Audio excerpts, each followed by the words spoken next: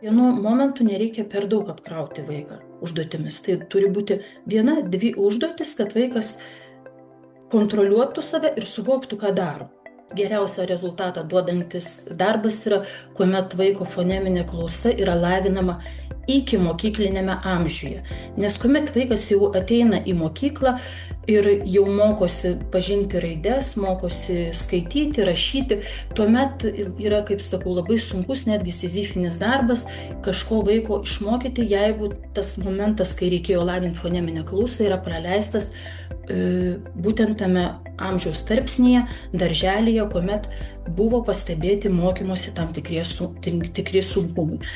Labai tikslinga su ikimokyklinio amžiaus vaikais atlikti tokius pratimus, kurie aplinkoje padeda skirti aplinkoje esančių panašiai skambančių objektų garsus. Pavyzdžiui, gatve važiuoja 2 mašinos arba už lango važiuoja 2 mašinos.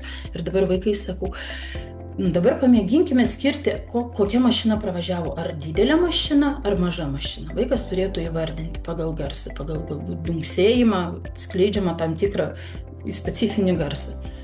Jeigu suskambo telefonas kitoje patalpoje, vaikas turėtų paklaustas įvardinti, paskatintas įvardinti, kad suskambo telefonas.